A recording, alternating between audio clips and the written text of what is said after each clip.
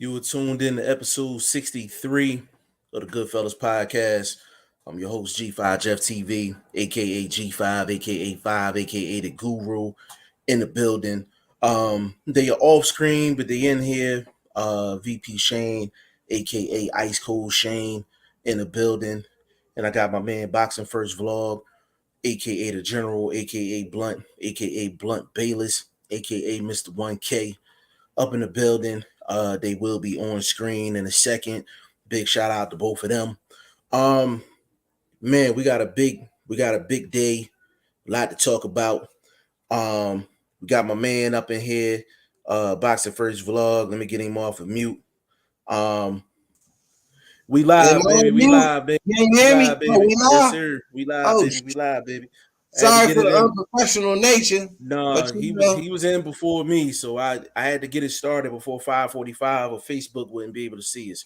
So big shout out to Boxing First Vlog, aka the General, aka Blunt, aka Blunt Bayless, aka Mr. 1K in the building. Big shout out to him. What's going on, brother?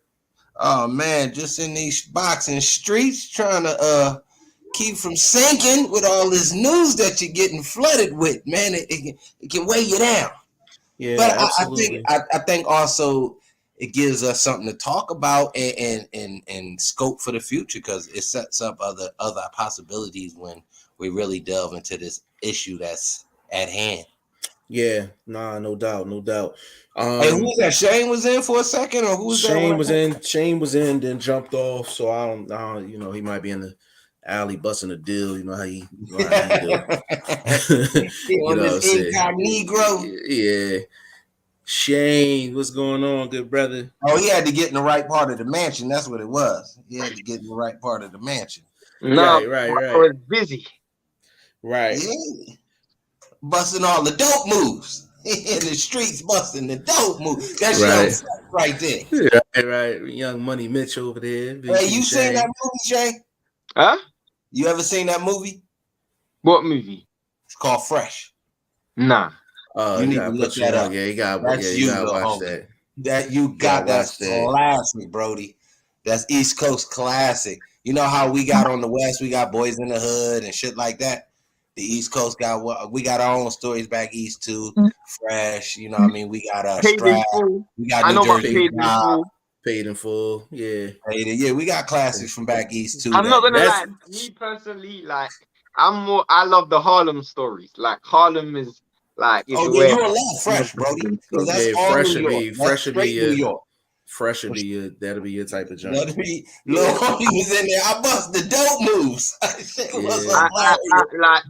Even though like the not even just the like Paid in Full stories, but like Harlem itself, I think like that would be I like gentrified like a motherfucker right now though. So yeah, all them stories would bring nostalgia based on what's going on out there right now. It's hella gentrified, but that's another story. Yeah. But we got a lot to talk about today, man. Jermaine Charlo versus Brian Castano, unfortunately, is canceled due to an injury to Castano, a bicep injury to Castano. Let me get in the chat real quick. Hoodie Man Team 34, big shout out to you, family. Said what's good, fellas. Toby in the building said good morning. Said what's the conversation today? Basically, Charlo Castano's canceled. Isaac Cruz Gonzalez, Yuriorkis Gamboa was announced. And I think it's a fight that we ain't touched on shit. I think we might have brought it up a week or so back, but we ain't really delved into it, man. This Munguia ballot joint is going down this weekend, bro. We haven't. Yeah. Is that on the site? No. Nah. I think that should be on there, bro. This boy got a real chance. I doubt it. You think Ballard got a shot? Hell no. Like what percentage? I'm giving him like 35. Because look, I think his inside game is better than Munguia's. So if he can get inside and stay inside. Are you on crack? Man, was you puffing some of that fresh you talking about? I mean, well, you know, I stay smoking, so my mind always in the cloud. So you feel me? I don't know. I'm just saying, man. I'm trying to hype the fight up, bro. I'm trying to do them a solid shit. Bro, you need to lay off the narcotics. Not even if I was nigga, we off the natural. Yeah, Hoodie. I'm not even gonna lie to you, bro. I don't even think Ballard's mother believes he's gonna win that fight. Yeah, that's disrespectful. Yeah. What you think the numbers is, Jeff? You got your instruments with you. What the numbers look like on that one? On what on? You see anything on FanDuel or something like that? Let me check real quick. But Hoodie Man Team said Belly paid in full. Toby said Cruz versus Gamboa. Garcia versus Tegu. Torn bicep for. That's a trash fight to me, by the way. Which one? Garcia? Yeah, I mean, what is Gamboa doing to make weight, bro? This dude looking like he 160. But what is Gamboa doing fighting? This dude shouldn't even be fighting. I mean, he ain't really getting smacked around, bro. You know you're going to always have your journeyman and your gatekeeper sort of guys. Listen, Devin Haney's job was to get him up out of there, man. I blame Devin Haney for this man still getting fights, bro. Devin Haney was supposed to put them paws on that. He's There's supposed to put a lot of cats going for that Haney camp from over here. Adrian said, "What's up, fellas?" Adrian, big shout out to you, bro. He said, Jaime Munguia once again calling Triple G out when he is scheduled for a fight. Yeah. Toby said 30. Toby said 35%. Yeah, he don't pay vlog no mind on that, man. Munguia gonna kill that dude. Yeah, that's gonna be. Yeah, that's gonna get ugly, man. Bro. Everybody thought the same thing with Toriano, and Toriano was putting the mustard on him. Toby said that's some. See, Toby said that's some fentanyl level absurdity. That's disrespectful to this dude. Demetrius Ballard is a solid fighter, bro. He's a solid fighter, bro. Man, he gonna be solid on the canvas in about 5 rounds. In about 5 rounds, he gonna get stopped within 5 rounds, bro. Wow. I mean, it's the Munguia versus Demetrius Andrade. He's fighting the wrong Demetrius to me. Hey man, big shout out to the plug, man. They got the Andrade on the bigger, better things. Him and Zach Parker is on. How is that bigger and better than Munguia? Because he going up to 168 trying to get a strap. That's why. But Munguia is a bigger fight. No, it's not. Not towards his future. Not towards the future. For Dezan, that would be a big fight. For Dezan, for the network itself, that probably would be. That would be the biggest name on his resume. Yeah, but Zach Parker is a nice name. He bring a nice bag. I guarantee you, for one, Zach Parker is actually a hard fight for Andrade. The real tough fight. For 2, he's not going to get any credit for that fight. Yeah, if he's tough, then why wouldn't he? You just said it's a tough fight. Because he's tough, but people don't know him. Yeah, It'll have a Liam Williams type vibe to it, where it's a tough opponent. I'm not gonna lie. This is me being all the way 100. Zach Parker can beat Andrade, bro, and you know I love Andrade, but Zach Parker can beat Andrade, bro. You know what Zach Parker reminds me of? I like him too, but he reminds me of like a Joey Spencer, a Mil Nicky, a dude that's like. You know what? I'm glad you mentioned Mil Nicky, bro, because I got news. Go ahead. Hold on. Big shout out to the plug, man. L-Dub the plug, man. Zach Parker is humongous at 160. He is humongous. Yeah, he is massive, and he can punch. He can't box well, but he is physically strong, physically big, and powerful. That's the thing. But you can't be going up against Andrade and you ain't got no skills. The problem is he's not bad. He just, again, like I said, I think he's. But bro, we saw what happened to Andrade when he gets pushed over the course of 12 rounds, bro. But that was against his movement is still way more of an elite level than Parker, and with less power. And but he's still. But on Zach Parker's best day is going to be 8-4. Andrade. Nah, bro, I disagree. He can't box. He can't box. You don't need to. Hold up. So you're saying Zach Parker is a better professional boxer than Demetrius Ballard? By far. Yeah. Bro, I don't think you don't understand. Hold on, a better boxer or a better fighter? What we talking about? Same thing, boxer, fighter, however you want. Yeah, Zach Parker's a better fighter. Hold up. You believe Parker has a better chance against Andrade than Ballard has against Munguia. So either you're downgrading Andrade's ability in the ring or you're upgrading Munguia's ability in the ring. Firstly, I will never downgrade Andrade's ability, but he's going to be moving up to a weight he's not natural to fight at. And he's going to be fighting against a dude who's so much bigger, so much stronger, so much more powerful than him. Like, he just be giving up way too much advantages. Normally, he's the guy with the longest reach in the ring. Zach Parker's got a longer reach than him. Zach Parker's taller than him. Zach Parker's bigger than him. Like, literally, he's giving up every advantage other than speed and boxing skill. But Zach Parker ain't going there to win a boxing match. Zach Parker's going in there to win by knockout.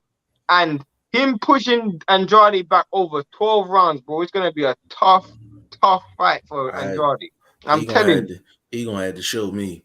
Because he going to have to show me because he ain't been in there. He ain't been in there with nothing like Andrade. None of you guys respect Andrade to the level I respect. Andrade's one of my favorite fighters. And I'm telling you, Zach Parker stylistically is just not the right style for Andrade. No, and I think the opposite.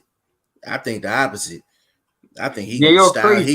He gonna style all it, bro. If it wasn't for the difference in weight class, you would say Andrade to style all over this dude. No, because he's bigger and he's big, bro. That's my point. I said if it wasn't for the difference in weight class, you would say Andrade would style all over this dude. Yeah, but this is you're only saying that because of the size. When I saw him against Liam Smith, I don't want to say he struggled, but he had a hard time dealing with the pressure over. You talking about Liam Williams? Yeah, bro, that was a 9-3-10-2 fight. No, I know. But there was still times when Andrade looked vulnerable. Yeah, but he got through him though. I think that was against a primitive opponent. Parker is much better than that. Bro, yeah, understood. I'm not discrediting Parker. But when you go up against a guy like Andrade and the only way you're gonna win is by knockout, you're losing. Okay. Not against a guy like Andrade. I wish you're right, bro. I wish you're right. Okay. Let's get to this Demetrius Ballard thing. I'm just checking on my dude. I know he hasn't had the best names, but he's had solid competition. You understand what I'm talking about? See, y'all overlooking what he already been through. He got a donut on his record. He had a draw against Falco. That was a good fight. I remember that fight. It was a good fight. I thought he might have eked it out. He had better movement in that fight than me, and the dude Falco was missing a lot of shots. But this dude is up for a middleweight shot against what's the dude name from over there on Top Rank? What's the other boy name? What's that middleweight dude name? I can't think of them foreign dudes' names all the time, but they in line for that WBO situation, which y'all talking about and debating now. If he accepting the fight with Zach Parker, that means he dropping the middleweight title in that WBO title, and it's up for grabs. That's why I'm trying to tell you, man, if he able to win this fight, that means bro, this is a middleweight. You telling me a dude that has an opportunity at a title fight, not looking at Munguia as food himself and not going into this fight with some sense of a chance? Like, I mean, y'all acting like this dude that lost a bunch of fights or something. What about him? Y'all say he don't have a chance? Because I don't think Ballard's better than Gabe Rosado. And Gabe Rosado fought Munguia, and Gabe won maybe 3 rounds. Maybe might have won 3 rounds. But we know Ballard's is in the ring though. Gabe's up and down in the ring. He can come to work, and then to fights he don't come to work. You know what I mean? That we know that about Gabe. So I don't think you can equate Gabe in the way he's fluctuated with his performances to a guy that's on an undefeated streak. Ballard hasn't showed me anything in the ring that's going to tell me he gonna last 6 rounds. Like, he just hasn't showed me anything. Like, my boxing eye hasn't seen it. Like my personal opinion and my boxing eye don't always see See the same. I mean, you know what I mean? He ain't showed me nothing. Well, what you saying? So he getting knocked out. Where has he been hurt in his past that shows you he's chinny? He's never been in a ring with a dude like Munguia with that type of offensive output. Never. Like, not even close. You can't pick nobody on his resume. What's the name is a good offensive fighter? Falco. He's been in there. He don't have a volume. Camper got volume. Not nowhere near Munguia. That's a whole different monster. Munguia is a borderline A-level fighter. Probably. So you say borderline A-level fighter? Okay, going up again. Okay. I'm just getting y'all point of view. Hey, I'm saying, hey, bro, I'm pretty sure there's an over/under on rounds in this fight, and that has nothing to do with politics. If you want to get in on that, that's a solid bet for you. Oh yeah, I'm looking at definitely betting a little bit different with how I've been wagering. If a single bet, because I guarantee you the over/under is probably going to be about 6 rounds, maybe 7. What you think, Shane? I don't even know. I have no idea. Yeah, that joint might be like, yeah, I would say maybe about over/under probably like 6 rounds. So I mean, if you believe it, vlog, bet it. Bet the rounds. I'm not saying I believe it. I'm just analyzing the fight, getting some other hardcore points of view. Sound like you like his chances. You know me, I like an underdog. You know what I mean? You like any underdog. Betting purposes. How can that be true? You went with a dude that got knocked out in the first round and had his brother crying at ringside. So that's untrue to say I like any underdog. That's true. No, but going into the fight, that was a 50-50 fight. So stop trying to play me. I didn't think No, but the actual number said it was a 50-50 fight. Shane, am I correct? I think so. But you literally bet guys to be like plus 1,500. Yo, take over. I'll be right back. I'll be right back. What? Shots fired. Let me go to the next comment. Wait. Hoodie Man Team says Munguia versus Benavidez. I can't see that happening. I agree with Shane. Zach is one of those underrated fighters. He's just got a style that's just quite persistent and aggressive. Demetrius doesn't have the engine. It can be. You can have that. You can have that when your level of competition isn't invasive. He hasn't fought in Western fighters like that. So how we know how he deals with real movement? We don't find out for sure because it's been ordered, and he's looking to go that route because he wants a shot at Canelo. They're going to get both dudes shouldn't even be entertaining this fight because they ain't gonna get Canelo. That's just a fact. Neither of them are gonna get Canelo. Well, if he dropped the belts, then they still get a shot at the WBO, which usually. But what's the point for Andrade to do that when Andrade's already got the WBO 160? I mean, okay, so other fighters haven't grabbed up and grabbed titles in different divisions. That's just something that he can put on his resume. And at this point in his career, it probably is time to move up. That's 8 less pounds you got to cut. Come on now. And it's a live division with some easy wins. I don't think he's big for 168, to be honest. I didn't say big, but if you're talking about he's cutting past 168 to get to 160, am I correct? Yeah, but let's look at someone like Golovkin, for example. Golovkin has always been at 160 his whole entire career. But Andrade was at 154, then 160, now 168. Again, that's 3. If he's been able to, I mean, other fighters have done it. He has a good frame. Now, I can't see him going up to 175 and doing any real damage, but 168, I can see him playing ball. You got the Plant still around. You got the Durrell still around. There's some wins out there possibly. And those are fighters that will probably get sent across the street. Maybe. And then he can still clean up and do his European tour, which he's been doing at middleweight. Canelo did it. I think he could beat Yelderman. I think he could beat guys like that. So I'm not mad at him moving up. Demetrius doesn't have the engine of the defense to deal with the output Jaime is going to deliver. No chance. So he said Venezuela Jr. That's come. Watch that fight. He won that fight. But he won. He won that fight. I remember that fight. He won. He didn't do as well in that fight as he should have, but he was up and he kind of took his foot off the gas and he allowed the pressure to kind of overwhelm him in the late rounds a little bit, but he never got mopped around the ring and lost from start to finish. It wasn't a gift. That's for sure. He earned that victory. Yeah. Hoodie Man says Munguia has too much volume. It's gonna be a knockout in 6. Yeah, but I mean, if y'all look at the Toriano Johnson fight, big shout out to the homie. He was smothering that volume with staying close. And Munguia is not inside great.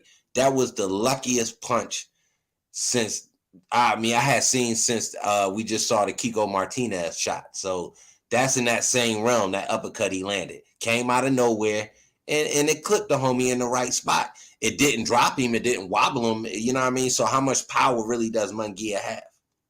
He has that volume sort of overwhelm you, but he ain't got that one punch killer power. And if you could stay inside that volume, you could smother this dude and win. What is you talking about? Toriano gave you the resume. Adrian says on DraftKings the over under is 6.5. I'm going over and watch me win. I can't wait for we to hook up that one thing we've been talking about, bro. Because Jeff needs to get a little bit more time. He's just not been. He's been too busy. Yeah, you can see him in there babysitting now and shit. Got in there. He probably in there putting hands on one of the kids and putting them in the corner. Toby says Ballard looked awful in that fight, though. Blunt, Jamie going to roll through him. Oh, he had me.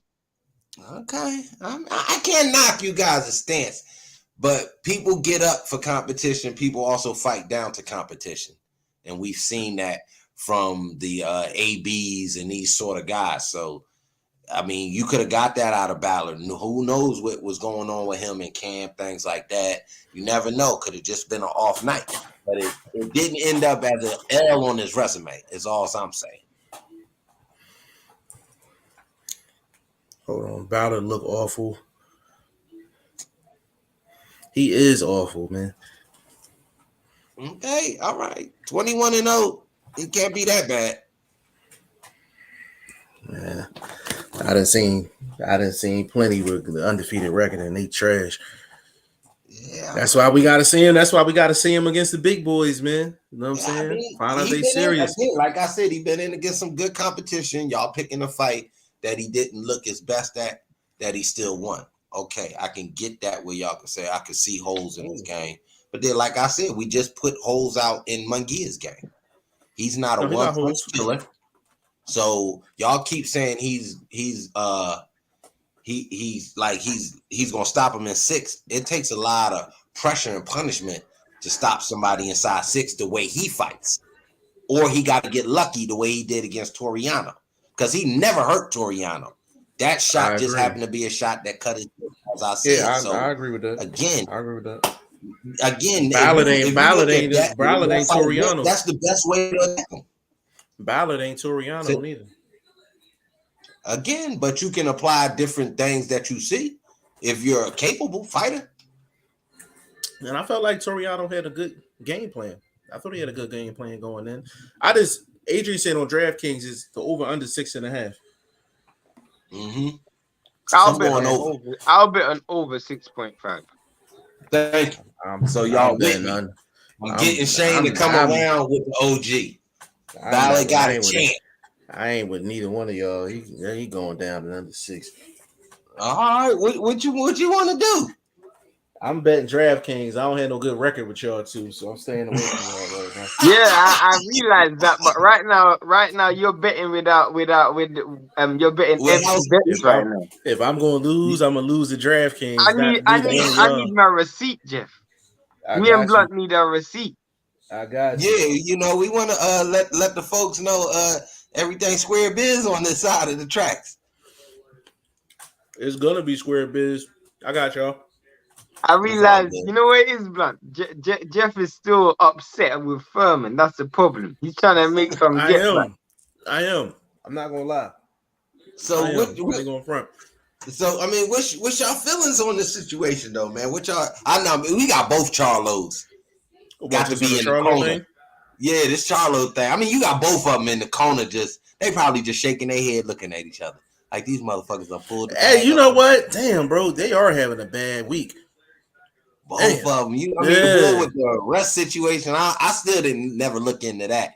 You know what I mean? But just with him kind of supposedly losing the Canelo fight, like, I mean, then you turn around and lose your op at Undisputed, and then that belt could go a whole nother route. Then you could end up with a whole new opponent.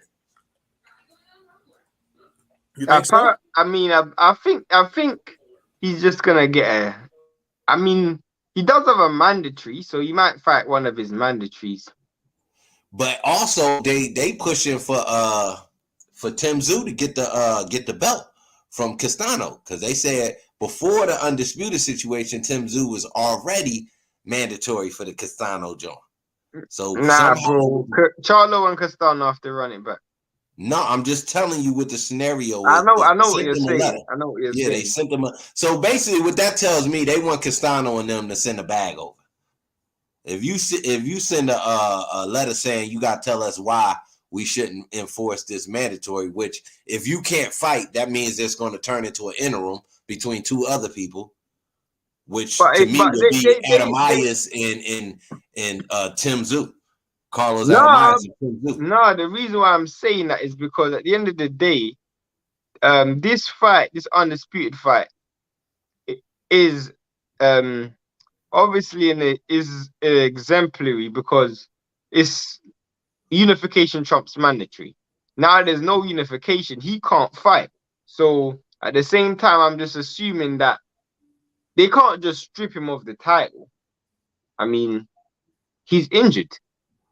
That's my point, but he's already put off the initial mandatory. So they're asking them, give us reasons why.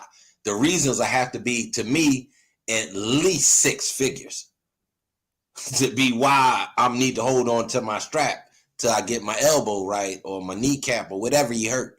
You know what I'm saying? So it's about money. That's what they're looking for. You got to give them a financial reason. And if they still do that, they can still enforce an interim title. You understand what I'm saying? Interim title fight. They can still enforce that because I don't know how long it takes a bicep to heal. Exactly. How much did Castano make in the first fight? God knows. Don't know. What you think, $1 million? Hell no.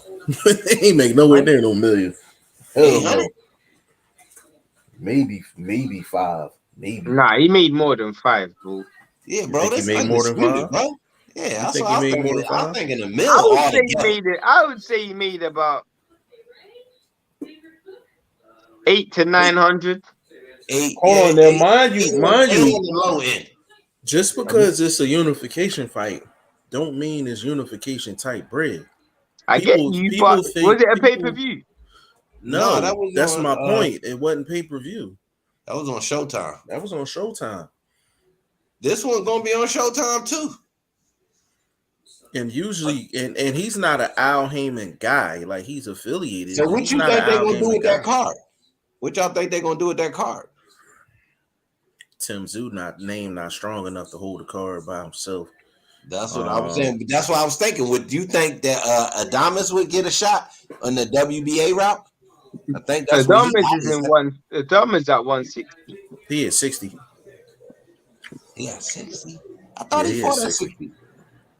No, we talking Charlo. We talking Patrick Teixeira. His fight got put off. You think he'll get a look from maybe get a? I thought Teixeira was at Golden Boy. Yeah, he Golden Boy. I mean, they ain't got no ties to where they lock their fighters into strictly streaming on some platform. I'm sure they could send somebody over for a bag. I mean, that's the date you probably won't want to lose now that you done pushed it back twice, and now you possibly looking to push it back. I can see them bringing in like a last minute opponent. Like, so who's on the card already? I'm pretty sure there's somebody on the card already, right? Where they can elevate. Yeah, who's on the card? That was lined Let me up. look. It was Zoo. It was Charlo. Zoo wasn't on that card. Yeah, they pulled him in on the last minute. Put him in with Joshua. Joshua. Talking Tim Zoo and Terrell Gachet. Yeah, I don't know. I be fucking their names up. Hold on, let me look up. Joshua. Wow. G-A Yashua. G-A-U Shua. Who's on that card? I'm about to check right now, bro. Damn, they gonna make me sign in. They can't bring it. They can't make Tim Zoo because Tim Zoo's too much of a tough fight at late notice. I mean, I think he's similar to Castano in all actuality. Not in size wise though. He's so much bigger than Castano. No, I ain't gonna say that, but style wise, I think they're similar. Not neither one of them the fastest guy. Neither one's the fleetest on the foot.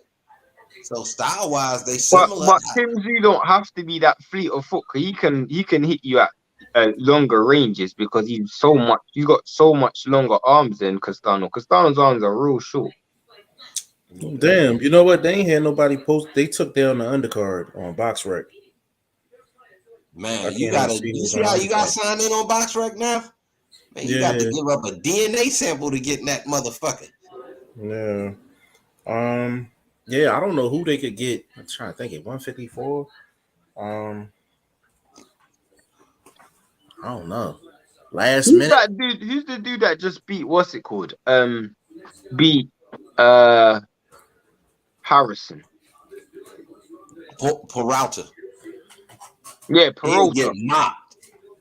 They can put in someone like that. Or they can put in Arias. Is it Arias? He fighting 60. Who? Cubas. No, he just beat Hurd. At 60. Oh, that was at 60. Yes, sir. Well, someone like Peralta, they can bring in against Charlo. Yeah. I mean that if anything is a Sunday night fight, that's a fucking Sunday. But he don't deserve no opportunity at no fucking title, bro. So he ain't been on no run. I mean, they could. It's a replacement, bro. The standards are low. They could run back Harrison Charlo 3 though. Nah, hell no. They could do what's it called? Fondora's last opponent, Garcia. Possibly. With Garcia and Lubin on the undercard, I'm just thinking. I'm just trying to think of something quick. Who's Charlo's mandatory? One of them is basically for the WBC is obviously Lubin and Fondora. Mm-hmm. The WBA, something to do with Madrimov. Madrimov and somebody has to fight to become mandatory. And the IBF, I can't pronounce his name, but he's a dude I don't know how to pronounce his name, a Russian cat. I can't remember his name. Though I can't pronounce his name, but if I see his name, I'll be able to pronounce it. Begins with D. That's what I know. I ain't even gonna try to butcher his name, bro, but Russian dude. Yeah, I don't know because it's a late replacement. I mean, it don't have to be anybody spectacular. You probably want somebody lower level anyway, so Charlo will look good. To be honest, I mean, the problem is the good thing for them is they haven't invested a lot into the show. It's not on pay-per-view. They haven't done a lot of promotion for it, so it's in a big arena though. They ain't sold no tickets for it. They just announced it last week or 2 weeks ago. Yeah, I know. So they ain't invested that much money. But the thing is, they got the building booked. That's where the Lakers play. They can cancel they can push it back, bro. It's not that deep. What I'm saying, it's hard to get that venue. So I'm pretty sure they're gonna want to put something in it. It's hard to get that venue. Bro, isn't Boot supposed to be on that card? Yeah. No, he's supposed to be on the Fundora and Lubin card. Isn't that the same card? Nah, that's not the same card. That's a whole separate card. You talking about from Charlo? Oh no, yeah, that's April, right? Yeah, that's April. I mean, I would personally, I just try and merge the two cards. Yeah, they should move Fundora and them up and check that date. Nah, move Charlo back. That's what I'm saying. Move Charlo back and move Lubin and them up. Move Lubin and Boots and them up and let them take that because that's what. Nah, bro, share the date. I'm saying share the date, bro. That's one card. That's too much smoke for one card and no pay-per-view. Nah, bro, make it a pay-per-view. Make it a pay-per-view to make the money back. No, I would pay for that. Yeah, bro. Let's say they go Charlo versus they got some dude named Marta Milev that's 19-1. They got some dude named Clue Clay.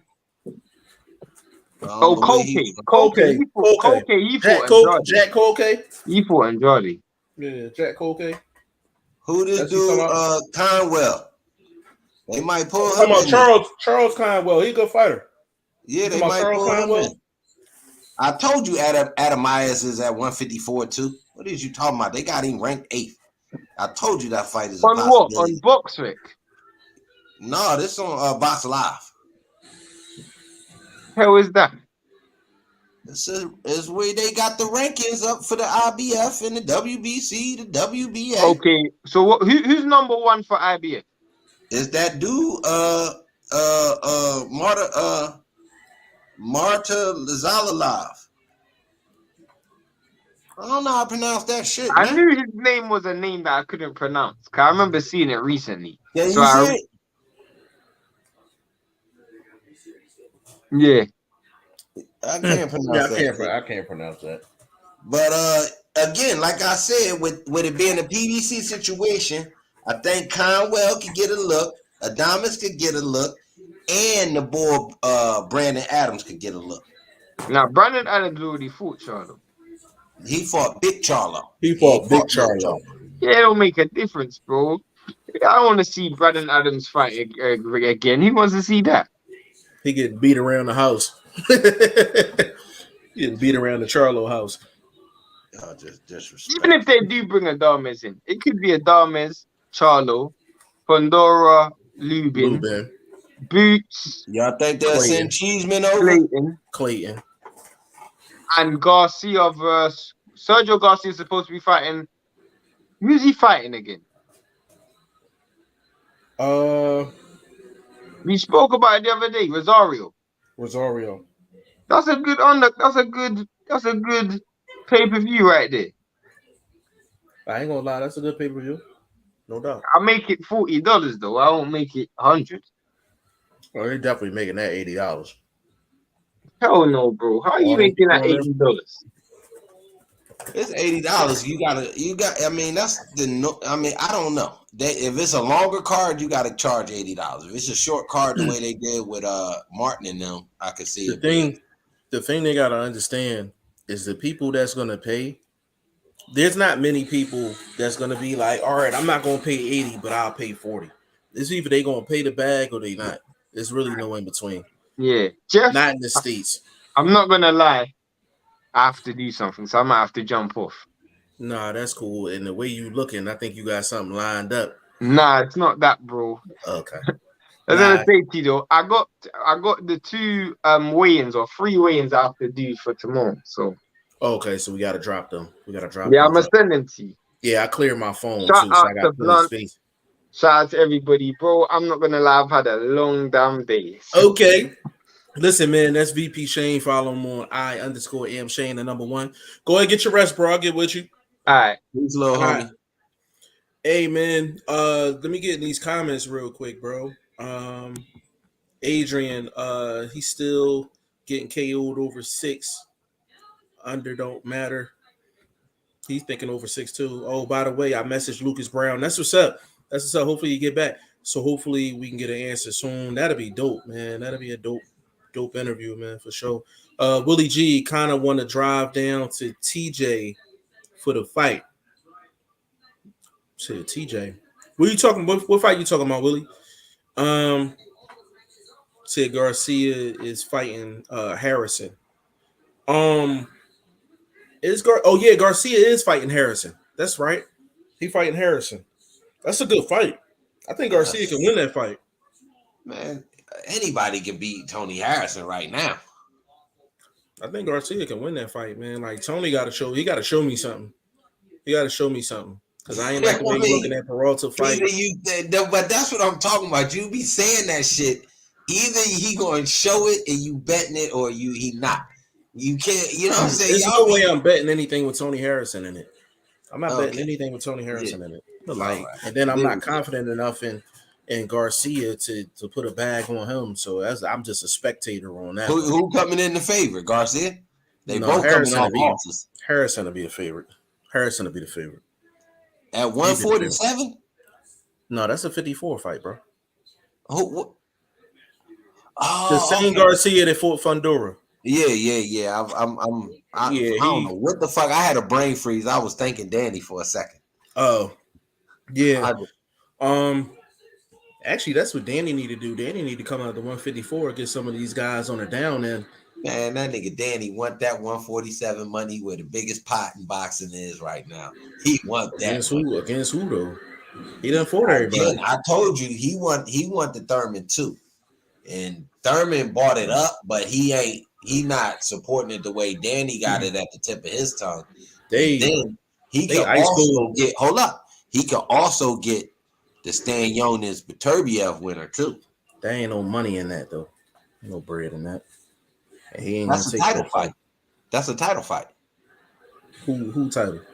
Ain't that a WBO? Oh no, that's a mandatory. That's a mandatory. Yeah, that's a mandatory. Yeah, he ain't gonna take that. Because it was something, but it was a belt that Jamal James had that they gave to Beterbiev that's supposed to be on the line. Yeah. Yeah, it's gonna be interesting to see how they play out, because I know it's not even the date, it's the venue. It's where the Lakers play, the Staples Center. They not trying to get that up. So I vlog, I'm with you on this one. They might try to find a replacement. And Adonis is in the right fight range. His fight was long enough ago that you had your downtime. You know what I'm saying? I'm sure they reach out to dudes. You know what's gonna make that situation difficult? Like, they're gonna have to get Charlo's approval on that too. And they usually with Al will usually just throw names out there and then you pick one. With a replacement, they're gonna have to really get Charlo's approval on this one. Like, he's not just gonna take just anybody. You know what I mean? So that's something I wish I could have asked Abel. Like, did they set it and then let him know, or did they give him a list of people to pick? Can I some input on? Like, I'd like to know that. Can I actually make a confession? I actually need to. Not even confession, but just I need to clarify something. So when I watched the Abel Ramos and Santa Maria fight, the first time I watched it, I did not score it, but I didn't feel like it was like a rivalry. So I watched it 2 more times. The first time I actually scored it, I scored it a draw. The other time I scored it, which is the most recent time I watched it, I had Ramos winning 6-4. So I think it'd be great if you could actually interview him now, to kind of gauge, because a lot of people felt like Ramos won the fight because he had the bigger moments, and that's just how people view a lot of fights. If a guy can fight, like Santa Maria fought consistently, basically after round 3 on, he was very consistent. But if you wanted to make a highlight reel of the fight, like, Ramos would dominate the highlight reel. And that's how a lot of people actually score. They actually view the overall fight. A lot of people felt like Abel Ramos won that fight. So I don't know if that was something you were going to try to do, vlog, but If you could try to get him back, I follow him on Instagram. He's spending time with the family at Valentine's Day, things like that. And obviously, he's not in camp. As soon as I get that word, like, they back in doing the routine, I'm sure he'll have, some downtime to be able to sit down with a player again. I would, because I really want to know, because like there's guys take losses, and it's the public perception is that they won the fight. So if the public feels like you won the fight and you feel like you won the fight, what's the level? Like, who makes the decision on whether you go for the rematch or you be like, you know what, everybody knew I won that fight, I'm gonna keep it moving? And that's an honest question he's gonna have to ask himself, because I'm like, even if he goes back and fights Santa Maria again and he beats him, it's kind of like, okay, the public, you almost stamp something that they thought happened the first time. You know what I mean? So I'd be kind of curious. I'm kind of curious to get his opinion on that. Like, I'm real curious to get his opinion on, because there's plenty of fights that are close decisions and guys just move on because they just felt like they won the fight, or a lot of people felt like they won the fight. So even if you talk to him off the record, if you could ask him that, I think that'd be a great question. I'll reach out to him for sure. Mm-hmm. I had him winning by 1 round. Yeah, I could see 6'4". I could see 6'4". Ramos, you know what I'm saying? I could definitely see it, but yeah, I mean, it's horrible news, man, for Castano, because I know he was really looking forward to this unification fight. Charlo as well. I know he probably felt like he left a lot on the table in that fight. He could have just been more convincing, in that fight if he'd have changed a few things. And you know what? That's kind of what happens sometimes. Like when you're known for a certain style, and then you fight another style and you actually show versatility, and then people don't give you maximum credit for it because they're not used to seeing that from you. So I mean, I get it from that angle as well. But it's going to be kind of curious to see if they keep the deep, if he gets a replacement opponent. If so, who is it going to be? Are they going to tweak the undercard? Like, what are they going to do? Are they going to turn this into a pay-per-view? Depending on who they bring in, because Charlo make a pretty big guarantee as well. So I'm kind of curious to see what, but they have bigger money allotted for the Charlos versus, other guys. You know what I'm saying? So it's gonna be kind of curious to see how it plays out, man. But now if you was Charlo, what would you do? Would you just wait? Hold on, bro. Yeah. I would take an interim fight. I would take an interim fight. Because he gotta stay busy. I'm trying to think who though. Like what level are you talking about? Are you talking about I ain't gonna lie, a true gatekeeper, or are you talking about a prospect, or like what level would you be looking for if you want to stay busy fighting? If I'm actually, you know what, I think the perfect fight for him would be if they trying to sell something, Jared Hurd. Yeah, but he coming off a loss. You know what I mean? Yeah, but it's his history behind that though. They gonna look past that loss. Yeah, but can he make the weight too, bro? You know what I mean? He's a dude that. Well, that was his first fight. That was his first fight at 60. So for Charlo, he making 54. For Charlo, he gonna make 54. I don't care what he. Trust me. You think they gave him a call? You think they looked him up? I think Al might be looking at it as an opportunity. Because the thing is, they can't, bro. It's the Staples Center. It's where the Lakers play. You can't just throw any and everybody. You don't want to lose that date. Plus, you laid down X amount of money for that venue. Yeah, you know what I'm saying? You got third-party vendors. You got all of this going on that's already set up, flights, hotels, this sort of thing. That's a chain reaction. So I'm sure you don't want to bite the bullet, lose future business partners down the road because of these sort of things that happen with events. So yeah, you're right. Something they should hold. Let me tell you why I'm saying Hurd. It's a good look all the way around. So Hurd's coming off of a loss, right? So Charlo is the obvious favorite, right? He has to technically come down in weight. His last fight was at 160.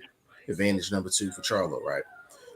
Third thing, if Hurd actually pulls off the upset, it's an Al Heyman fighter, so it's still in house and rematch clause, and on top of that, it's gonna be the promotion is gonna be crazy. That's another question, right quick for you. Mm-hmm. Do you think he's asking for a rematch clause if it's a serious last minute fill-in, such as a Carlos Adames or? I think Al will put it in. I think Al will put it in. It depends on the opponent.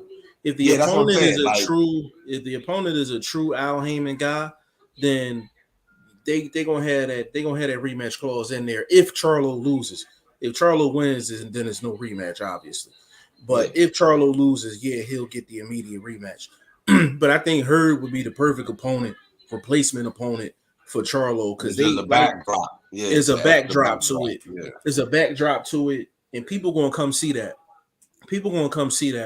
And you're gonna have guys coming out the woodworks promoting that fight, and that's the problem with a lot of Al Heyman's fights, because he's not technically a promoter, so a lot of his cards don't get promoted heavy. They just be like, "Hey, we're fighting here. That's that." You know what I'm saying? Yeah. So this would be one of the few fights they would do some heavy promotion. They do more of that day promotions, the way they do the events and all the advertising towards the future events. Like, they do more in-house, on-scene promotion than set up, build up. You know, a lot of fight interviews. Yeah, well, they do sometimes. The fighters do the rounds on the mainstream sort of sports scenes. If it's a big fight, if it's Pacquiao, Mayweather, them sort of guys, they'll do the main rounds on the mainstream sports centers and Fox and all of them. But this one, the last minute, they would need some steam behind it. Yeah, a good name. It would definitely take a high level name, and that's a recognizable name. That's a recognizable name. You know, there's going to be a lot of trash talking and all that, because I would say probably the best promoted card without Wilder's name in it was probably Charlo Tony Harrison too. Yeah. That promotion was lit. I remember that build up. That build up was lit. That build up your boy Harrison was he was on his front foot. He was like, he was talking that shit. He was talking that. He was talking that shit, boy. That Detroit shit, man. You know, I ain't gonna lie. I thought he edged it. It was close though. It was very close, that first fight. You know what I mean? And the second fight was close.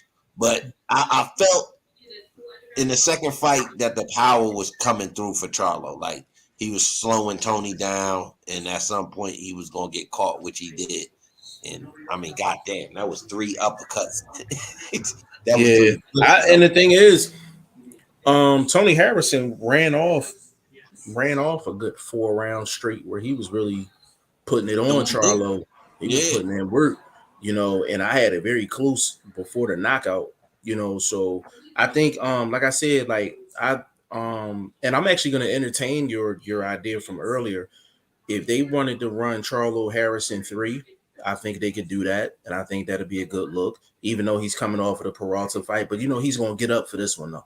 He's gonna get up for this. Also, people give him a bit of a understanding for performance in that fight with everything that would happen with his father passing and things like that. Correct. You know, the outside things, obviously with Teofimo, that does affect what goes on inside that ring, especially if the events are close. Especially if they're close. And that's why we got to give a kudos to a dude like Gary Russell Jr. for what he was dealing with outside the ring and still put on the performance with the injury inside the ring. And we talked about that. We talked about that. We talked about that in the last show, where people gave Loma a pass because he had a shoulder injury in the Teofimo fight. But Gary Russell didn't get that same pass, and he actually fought better with the shoulder injury than Loma did. You can make the argument that Gary won the fight. You know what I'm saying? Like, so it's like all situations ain't treated the same by boxing fans. You know what I mean? It's not treated the same. You're on mute, baby. You're on mute. Yeah. Still waiting for them. But yeah, that's facts. I was just really saying that to myself, listening to you, but I'll be forgetting I be on camera. Not all situations is treated the same. You know what I'm saying? Like, but yo, I honestly think they need to give us Charlo Harrison 3 as a replacement, or give us and then that'll get Charlo motivated. I ain't gonna lie, bro. I think Adames will make a great fight because that's an offensive guy. That's a guy with power. So that's a guy you got to be leery of. And that's a guy that's in-house. I'm not sure if he's like a guy that they got to worry about his travel situation. I don't know if he's in America currently or whatever his situation is. I know he from South America somewhere. So, I mean, that's like I said, that's still an interesting fight to me. He's a guy coming off a good win and got a little steam going on. You know what I mean? Right. Again, man, and then again, you got to do like Textera, a guy that also has a name and it could be scary. You know what I mean? He got a good amount of volume. Now I don't know about power wise with him. You wouldn't have to worry about him power wise, but so it's some names. They got a nice little Rolodex. That's the one thing about PBC. I gotta holler at I gotta holler at YSM and see what they're gonna do with that or even the plug.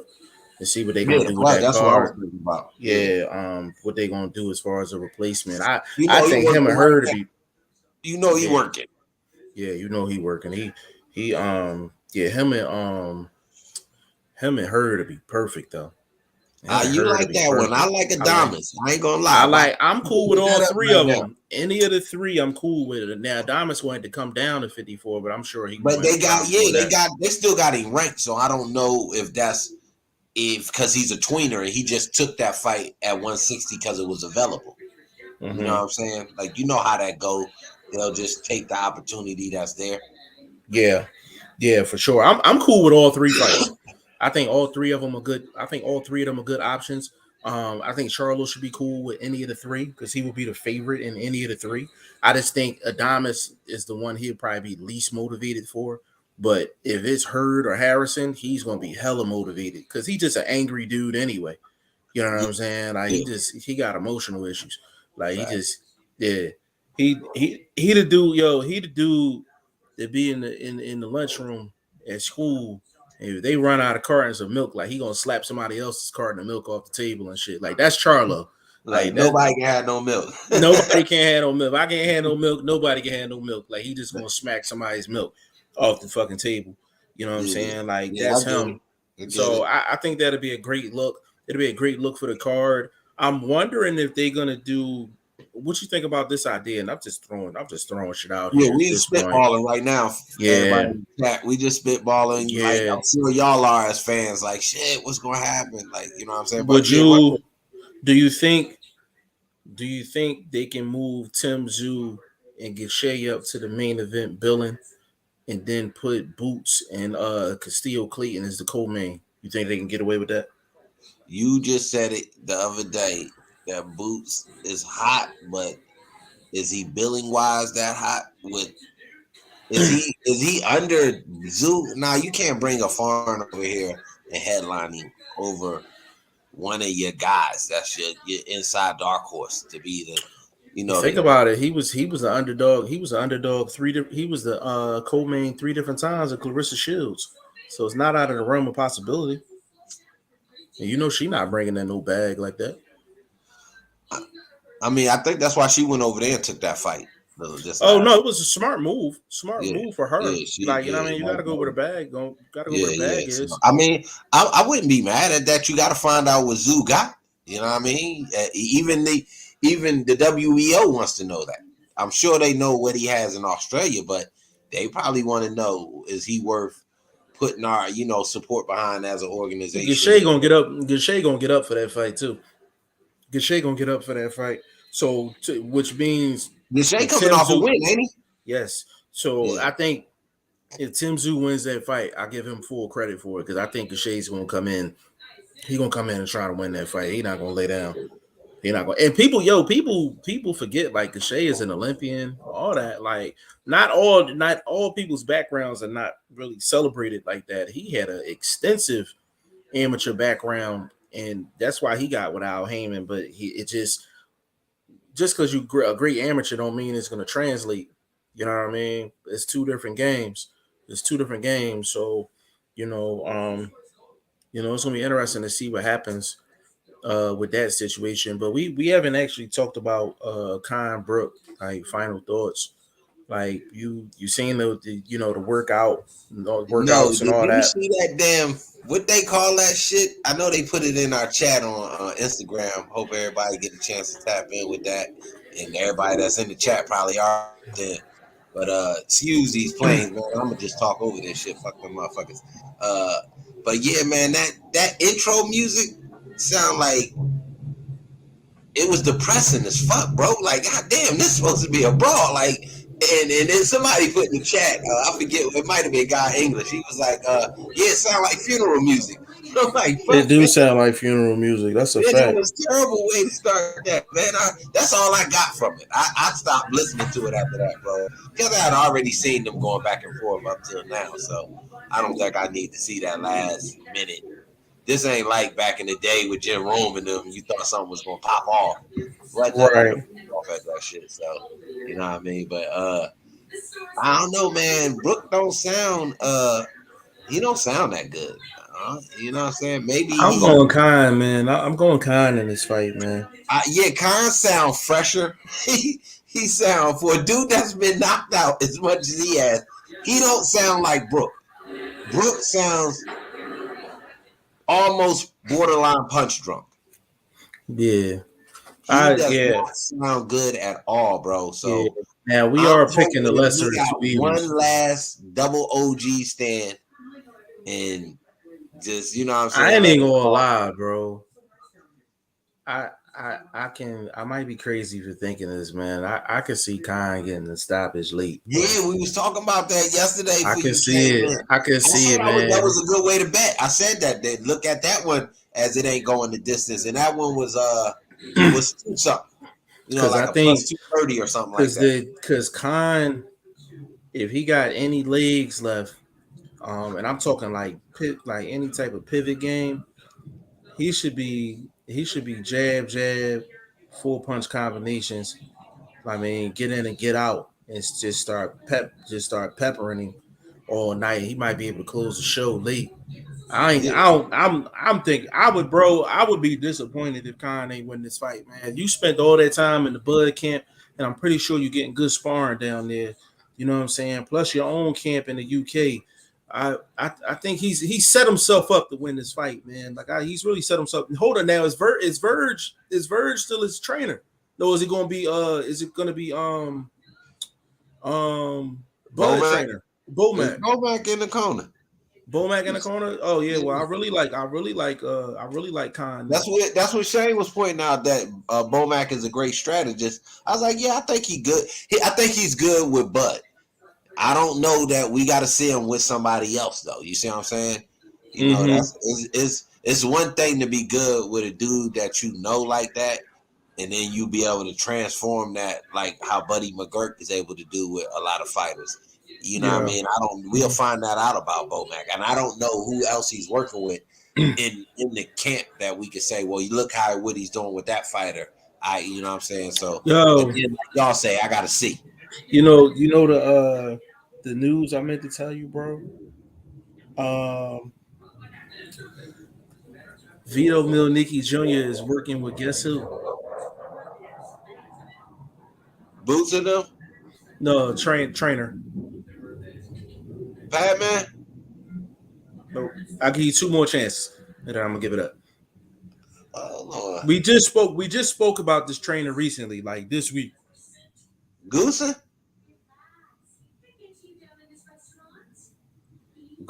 let me find out. Goosen trying to build a little stable now. Oh, man. So that's Ryan Garcia, that's Vito Milnicki Jr., and to be honest with you, that's good sparring work for both guys. They really need they could really benefit. I know it's 2 different weight classes. Don't get me wrong, but they can really benefit. They spar like that all the time. Yeah, that don't really matter when it comes to sparring. But it's a difference between like sparring and you trying to kill each other and sparring with some direction. You know what I'm saying? Like Joe Goosen gonna spar, he gonna have them sparring, we're gonna have them working on different things. I like this move. But see, Vito used to work with Joe Goosen before, and he got away from him. So now he's coming back to Goosen. Don't be surprised. I think they made that move. I think they made that move from the East Coast. That's probably a good move. Don't be surprised if within the next couple months you start hearing maybe 3-4 noticeable names start going over to Joe Goosen. You know how I go. Once one person do it, it's a copycat league. Like it's like football. You know what I'm saying? Yeah. Guys will start going over to Goosen. It's also good because you getting eyes, even if you getting eyes that wasn't on you, because now look who you around. You see what I mean? It's like being in the Mayweather gym. You gonna get some cameras that pan. Oh shit, who was that? And boom, now you getting a few views and you getting a little pub, and so that's actually a smart way to go too. You build a camp, right? Most of them do it. You know what I mean? No, it's a fact. You know what I mean? He ain't really come out of nowhere, but his performance against Pacho was credit to maybe what Reynoso and them actually doing outside of the Super PAC situation. Yeah, for sure. Like I think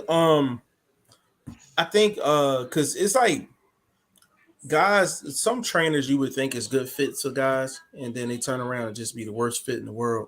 I think one of the ones is actually remember when Zab had Sweet Pea as his head trainer for a fight, and it just did not go well at all. Like Sweet Pea could not give he didn't give no technical advice. It was so funny. God rest his soul. God, and that's the Lord knows that's one of my favorite fighters of all time. Every time Zab came to the corner, he was like, what are you doing? Give me my shot. I need my shot. Like he kept saying that like every round. I'm like dying laughing, yo. He was like, give me my money shot. Give me my shot. Where is that? And Zab looking at him like, that's all you got for me, bro. You know what I'm saying? Like that shit was hilarious, man. But you would think that would be the perfect combination, but it just wasn't. They was both southpaws, both slick. You know what I'm saying? You would think they would relate to each other, but it just didn't. It didn't work. So like when these fighters get with these trainers, I'm thinking, how many camps? Like how many camps are we talking? Like you know what I'm saying? Are you going there just for the camp, or you actually going to be with the trainer like full time? Like what are we doing?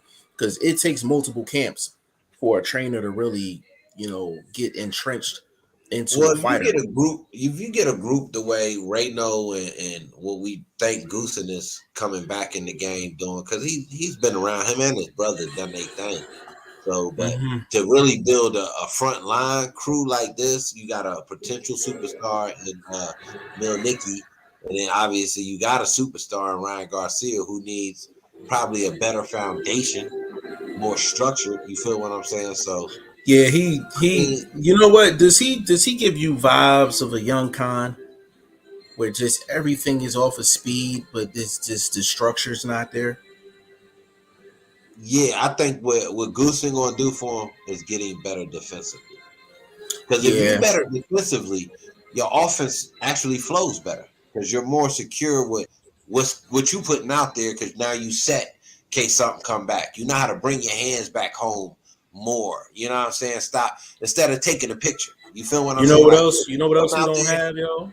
You know what else he don't have that Joe Goosen probably gonna add to his game? That catch and shoot. Brian Garcia does no catch and shoot. He tries to time. Yeah, he tries to time guys and try to throw in between their shots, and then he tries to leave out the back door with his hands down like he did against Luke Campbell. You know what I'm saying? But when you leave out the back door like that against anybody, you can get knocked down like that. That's why I was telling Shane all the time. I'm like, yo, like anybody would have got that knocked down because he had all his weight into it, and he had him on the back. Joe and them get that head down too. I think that's his chin be straight in the air too. Yeah, like he don't tuck it. I know it's probably just part of a lot of guys the way they stand naturally because we've seen other fighters like that, and it's a detriment in the ring, especially if you're not a slick mover where okay, just because I stand tall, I can still step to the side and get out the way, or I can leave.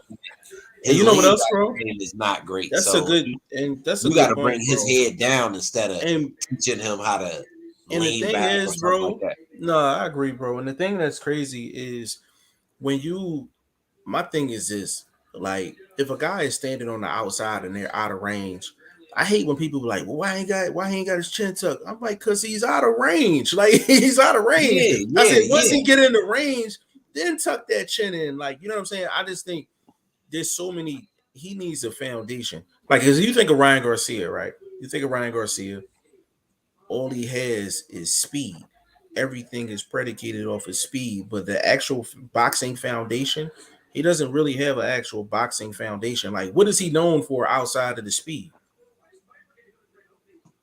I mean, you gotta be elite at something, I guess, and have have that be your headlining element. You know what I mean? That's what a lot of fighters. Mike known for his power. You know what I'm saying? But people started to learn more about him and peeped. He had technical things that made his power actually get off. The hip twist and the repositioning of the feet right inside the square circle, and shoot that uppercut. So things like that. I think Ryan, like you said, if he get back down to instead of a full house, and then him not being the king in that house, because there was other kings, you know what I mean? And then you had quote unquote the king, you know what I mean? Right. Leave it at that, for Edwin Castillo and anybody else. But I think that get a guy like him, he not learning now. He's so busy trying to, make sure they looking at him that he not even learning in the gym. So you get with a guy that's not, I wouldn't say a sergeant, but has more of a disciplined nature.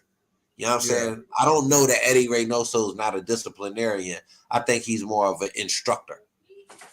Right. Goosen is somebody that's going to get you in the moment, whoop-de-whoop.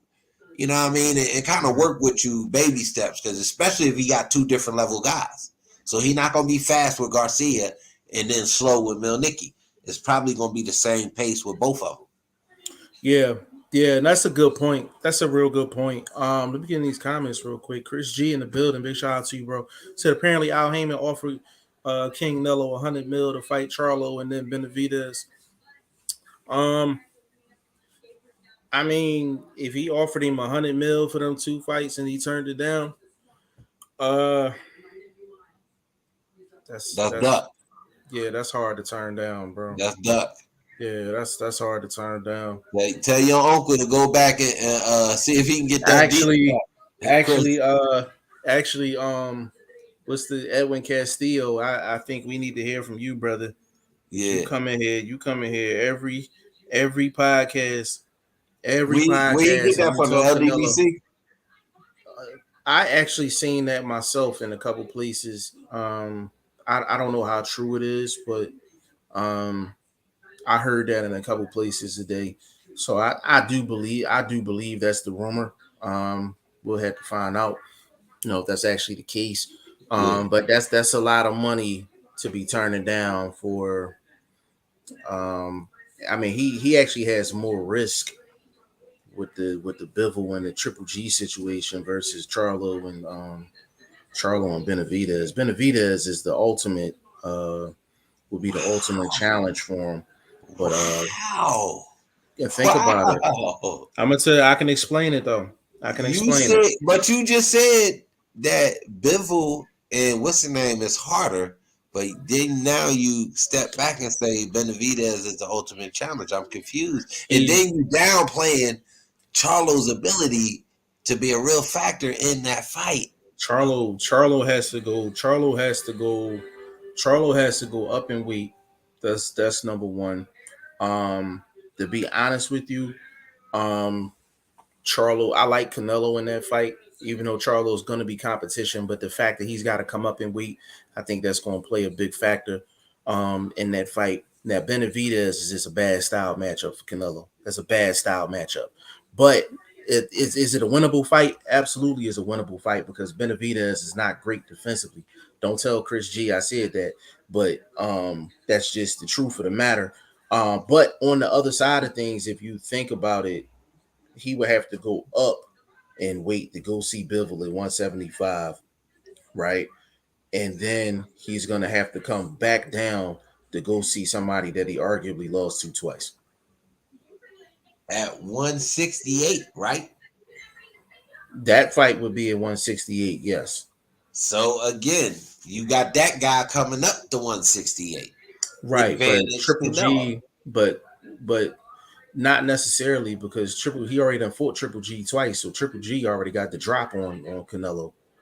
And you got to think from my angle, I thought Triple G won both fights. Okay, that was almost 6 years ago. Agreed. The Triple G we saw against Derevianchenko and the possible Triple G we was going to see against the what's the boy name? Murata. Yeah, Murata. I don't know. I can't say I had him being there coming into that fight on no steam. Triple G, no, he doesn't. He ice cold in these streets. But the thing is, with Triple G, he does the two things. He's gonna make Canelo do the two things he's not comfortable with. Canelo can't really deal with nobody with a serious jab, and Canelo don't like fighting on the back foot. He would have to do both, and even if Triple G goes up to 168, he's gonna have to do both, which makes that fight difficult. It makes that fight difficult. I mean, Canelo's gonna have issues both ways, but if I was him, I would take the Charlo and Benavidez route. Me personally, I would take it for the money factor. Well, that too. In either scenario, all the hardcores and all the pundits got him losing one or two of them fights. No one has him losing Charlo. I'm the only person on the planet that honestly thinks that is a 60-40 fight. You know what I mean? Almost a 55-45 fight. You know what I mean? Because I'm looking at, in that fight, I'm looking at the last Charlo and I'm looking at the last Canelo. Mm-hmm. The weight, I think, is irrelevant, because when these dudes are in the gym, they're not training at fight weight. They're training at their walking around weight. So that means he's training at 170, training at 165, those sort of weights as he's cutting down. So he knows how to box with that weight on. Well, that's the thing. Like, that'd officially be his first fight at 168, and that's not your typical jump in terms of weight classes. I mean, it's not like you're going from 135 to 140 or 126. But we seen Bernard do it, and he went up. He ain't Bernard. He ain't Bernard. He not Bernard. And it's the unknown. We don't know. No, that's what I mean. I'm thinking like his ability to counter, his ability to jab,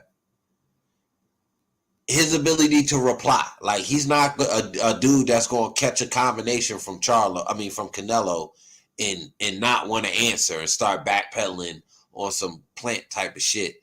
You know what I'm saying? Like, he's going to answer even if he has to involve boxing in the game. Like, okay, you got me right there. Let me go reposition myself, and then I'm going to get off. I'm going to do something. I think he will make a fight of it. It's closer. Because look, you still talking about an aging Canelo. Y'all acting like he was at the peak of his game against Plant. He was not. He was not. His punch volume wasn't the same. He wasn't cutting that ring off. Even though that ring did look kind of sizey. I'm not gonna lie. That was a ring was real. Ring. That was and shout out to Canelo for even taking that too, because he could have made a real big point about that. That was a big ass ring. That was a sizey ring. I don't know the measurements. I'm no carpenter, but goddamn, that motherfucker was huge. You know what I'm saying? I'm talking about, but that's neither here nor there. But again, you just got to really go what you saw, what your eye test. We do it all the time. Yeah. What I saw, I didn't see a Canelo that was lion-esque. I seen a dude that was like almost playing with his food.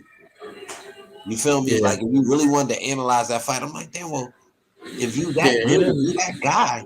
He didn't look unbeatable in that fight, no doubt. He didn't look unbeatable in that fight. But that's why I said either route. That's why I said either route.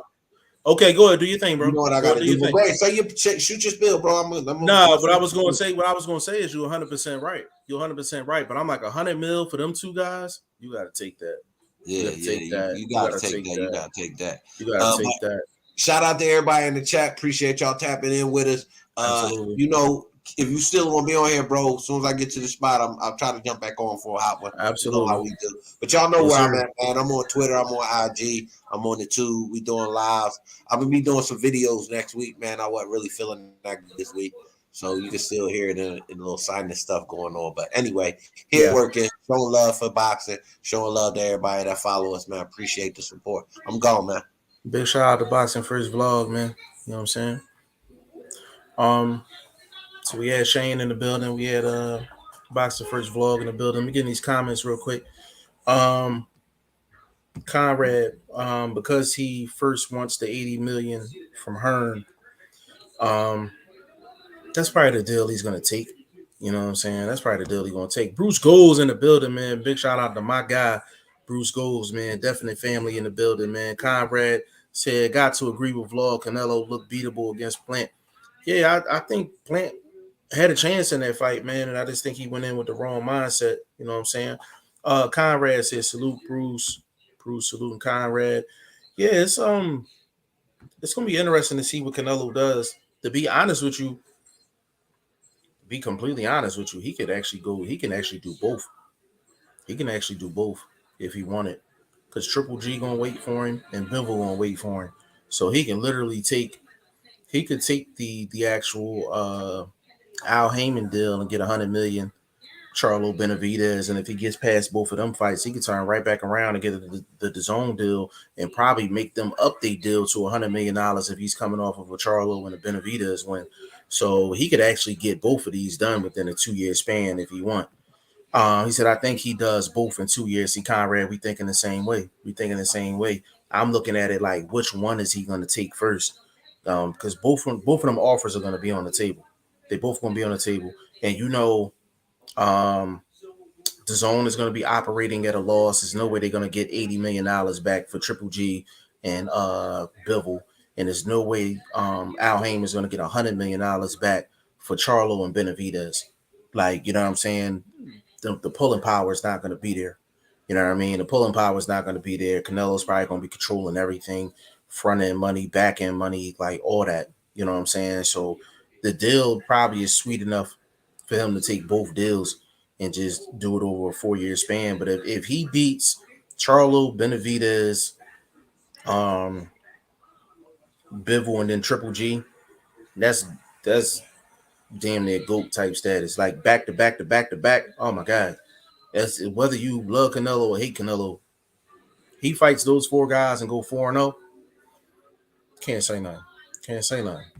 Chris G, I don't know how anyone could make a case Triple G won the second fight. I actually thought Triple G won the second fight. I think he won the second fight. The reason why I felt like he won the second fight is because he boxed. He actually boxed. I had Triple G winning both fights 7-5. And I felt like where Triple G went wrong in that second fight, Chris, is that Triple G came into the fight talking about Canelo needs to fight Mexican style. He needs to fight Mexican style. And he actually went in and boxed. He did the opposite of what he promoted. And because of that, I think a lot of the rounds that I gave Triple G for actually being the better boxer in the round, people punished Triple G because he wasn't doing what he said he was going to do in the promotion. And they gave Canelo those rounds. But I wasn't thinking about that at the time when I was scoring the round. When I was scoring the rounds, I was like, who won the round? If you actually take that factor out, I felt like Triple G won a lot of those rounds. They were close. I felt like he did the better jabbing, the better boxing in the second fight. I definitely thought Triple G won the first fight. But I mean, a lot of people felt like Canelo won the second fight because he was more aggressive. But it was just, what did he do with that aggressiveness? He fought the way Triple G wanted him to fight, but in a way, I almost look at it like it was a setup. Like he had Canelo coming forward on his bull type thing, and he was on the outside, just popping the jab, straight right hands. You know what I'm saying? Hooks. I thought Triple G fought well in the second fight. Now, Chris, now we can sit and watch that fight together if you want. We can jump on here and not go live and actually pull it up and actually watch it and score it round by round if you want. But definitely ain't got no problem doing that. You know what I'm saying? But Yeah, I felt like it was they were two close fights, bro. They was two close fights. Chris, how'd you have it? Because if you say you don't know how anyone can make the case for Triple G winning the second fight, I'm assuming you had it maybe 8-4. I'm assuming you had it like 8-4 Canelo. Because if you had a 7-5, that's only one round off from being a draw. You know what I mean? So you know, said that would be fun. Yeah, that's something I would like to do. I figured that, Chris. I know you well. I figured you had an 8-4. Had an 8-4 Canelo. Maybe Chris, we can set that up one day. We can we gotta find somebody that has that fight already on YouTube, and we can actually sit on StreamYard and actually watch it and actually score the round. Like we can actually play it and actually score the rounds. He said I did have an 8-4. Yeah, for sure. But listen, man, we're gonna get up off this thing, man. Hour 25 minutes long. Um, Castano and Charlo is canceled because of bicep injury for Castano. That's a major disappointment. We're gonna see what they do if they're gonna get Charlo a replacement or what they're gonna do with the card. Khan and Brook coming up this weekend. I like Khan in the fight. We definitely gonna be on live for that one. And a couple other side news. Vito Milnicki's going with Joe Goosen along with Ryan Garcia. Canelo Alvarez got offered $100 million to fight Charlo and Benavidez. I would love to hear everybody's opinion on that. Chris G was so sad. My mom was hype about Castano. Oh yeah. I was upset about that, man. Like that was one of the fights. This is crazy. PBC is backwards. That's one of the fights I would have paid for, but they was giving it to us for free. So the fact that it was a free fight from PBC and they canceled it, that hurt my feelings. You know what I'm saying? But big shout out to everybody, man. Big shout out to everybody that was in the chat, man. Big shout out to my boxing son, Chris G, Conrad, Bruce Goals. Was in the building. Adrian was in the building. Willie G, Toby, Hoodie Man Team 34, L Dub the Plug, aka the Block Mike Cap, was in the building. Who else is in the building? That was it. Know what I'm saying? Big shout out to VP Shane. Chris G said laughing, PBC messing up their fighters, barely fight as it is. Yeah, they gotta change. They gotta change that business model, yo. They gotta change that business model. The way he got it structured right now, the money not flowing the way it used to flow. You know what I'm saying? They wanted to change the business model a little bit. You know what I'm saying? But they was operating so long with Floyd being the backdrop. They was able to get away with everything because of Floyd. Now they don't have Floyd anymore. They don't have like a real like cash cow to really kind of smooth everything else out. So everybody got to hold their own weight. You know what I'm saying? So we're gonna see how it plays out with PBC going forward. I mean, they putting on good cards. Don't get me wrong. They putting on good cards. They got great fighters. Got a great roster. I mean, and I like PBC. It's just some of the business moves kind of head scratching a little bit. But I mean, shit, I ain't Al Heyman. I mean, I'm just a YouTube guy.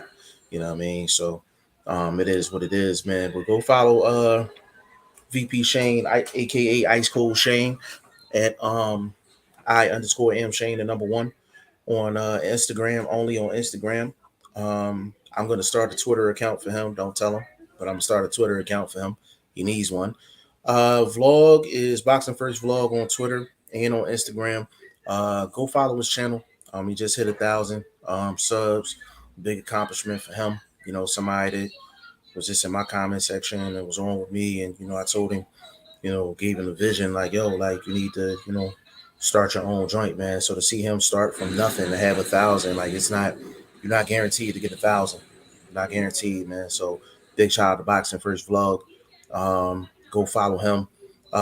Follow me all over the place, man. G5Jeff TV, Facebook, Instagram, Twitter. G5JeffTV.com. You definitely follow me there. We got the Prediction Fantasy League. Fights this weekend is up. Abdulayev and Narez, and then of course we got Khan and Brook on there as well. We will be live Saturday. I'm gonna be dropping the weigh-ins tomorrow. I'm gonna drop some regular videos as well. Anybody that knows me know my work schedule is absolutely crazy, so it's hard for me to do regular videos. You know what I'm saying? But I'm gonna actually drop some regular videos tomorrow. and we're gonna get this thing on and popping, man. We're gonna keep this thing moving. So on behalf of VP Shane, Boxing First Vlog, and your boy G5 Jeff TV, we'll see you tomorrow.